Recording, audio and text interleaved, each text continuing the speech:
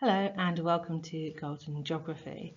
Today we're going to be thinking a little bit about our Exploring Oceans unit and most specifically about island communities.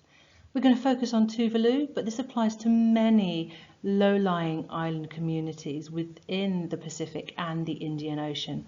They are all at threat from climate change. So what is happening? Well, we can see here, we'll start with the image on the right, that sea levels are changing.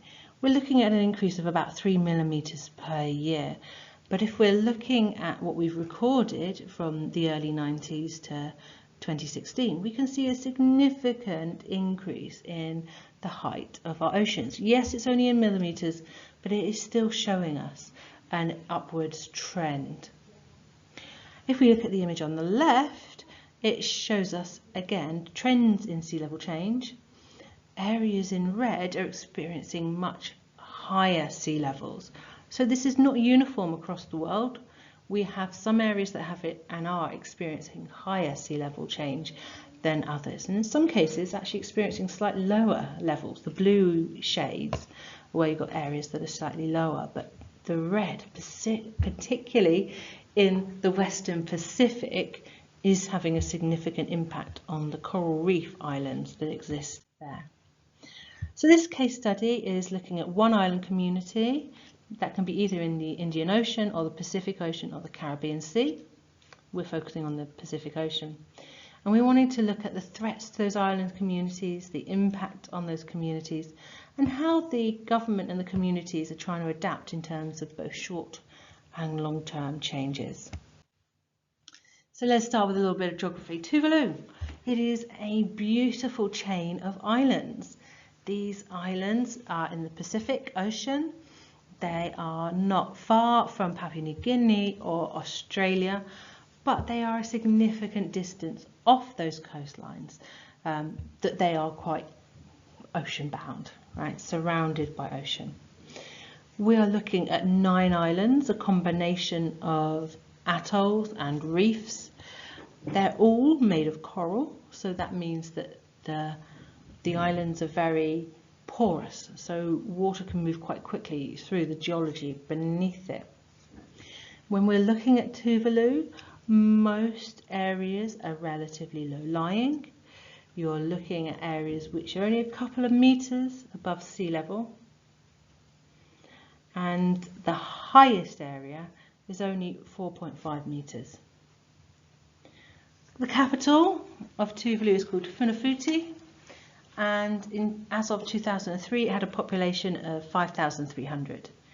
You're looking at just over 10,000, between 10 and 15,000 people who are living in the island nation of Tuvalu. Now, these people are a nation.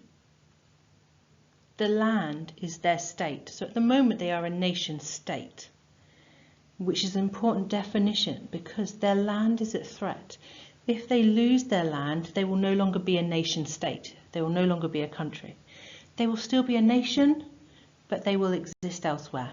They will lose that nation state status. So what is happening? Well, here we can see sea level trends, and Tuvalu is right in the area which has got the greatest impact. It's that red-white where you're looking 3 to 4 millimeters of sea level change each year. Well, what is causing that? Well, of course, yes, sea level rise. Most of the islands are less than 2 meters above sea level. The highest point is 4.6 meters. So sea level change will impact that. The combination of things like spring tides and king tides are also rising the sea level, and at those times the areas are more likely to flood. There is also hurricanes in this area. Hurricanes cause storm surges, and that can cause sea levels to rise. So some of the challenges will be long-term in terms of climate change. Some of them are associated with weather, like hurricanes, that might only be for a short period. But put those all together, this island is in significant risk from climate change, weather patterns, and rising seas. What does it do into the community? Well, fundamentally, it's changing everything in terms of their life, but particularly their economic activities. Tuvalu is a very subsistence-based economy. People will eat the food that grows around them. They will get fish from the ocean. They will live quite a traditional lifestyle. So when the sea comes in and destroys their plantations, or is too stormy for them to fish, then it undermines their ability to have a thriving economic activity. It's too far away really for tourism. So what is happening is their economic activity is being threatened and there is nothing to replace it. Here you have a whole list of things. Feel free to pause the video and just read through some of these impacts on the community. Here are some more social impacts, but again, not an exhaustive list. Areas are being flooded that have not been flooded before. Areas are being flooded for a longer period of time. What might have been a couple of months is now 10 months of the year. It's impacting their ability to get good, clean, fresh water. It's impacting their ability to provide food for themselves, and therefore food and water has to be imported from elsewhere. But airport and the runway is flooded for significant parts of the year. Because of this, life is becoming really difficult. So as a result, many residents, particularly younger residents, don't think that they have a future here. So they are seeking to live elsewhere, particularly in Australia and New Zealand. And some parts of Tuvalu have actually started to disappear. Well, what is the government doing? Well, it's really difficult. Tuvaluvian people and their government have been very vocal. They have gone to many climate meetings and put forward their problems, their challenges, and asked for help.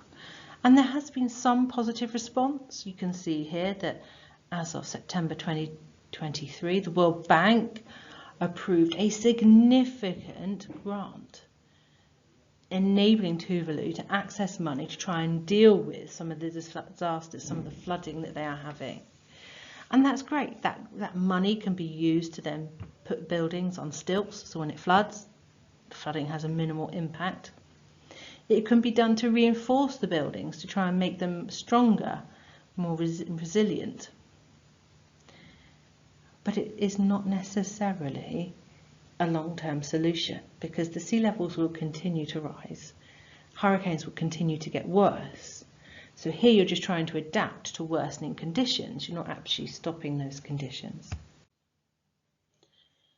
Well, if you can't stop it, maybe you have to avoid it.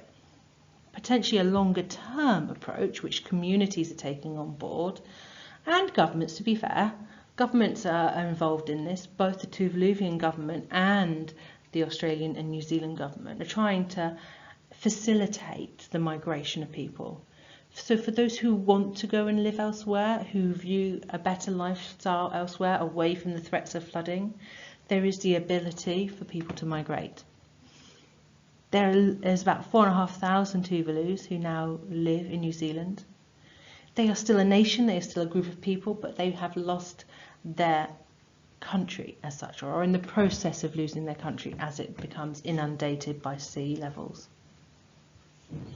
It does provide challenges in terms of how they maintain their culture, their language, how they pass that on to their future generations. It does mean they have to adapt to living in New Zealand, a monetary-based, employment-based, economic-based country where they can't just wander down the road and fish in the sea for food. They have to earn money to buy food and to pay for rent and accommodation. So it's a very different lifestyle, which is a challenge to people, but it's more of a long-term solution than trying to adapt and survive in Tuvalu itself. Quick quiz. Pause the video, see if you can answer these questions.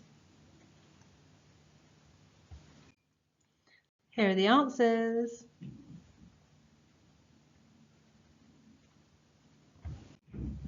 Okay, and here we have just one question where you could look at using Tuvalu as part of your answer to this 33-mark essay.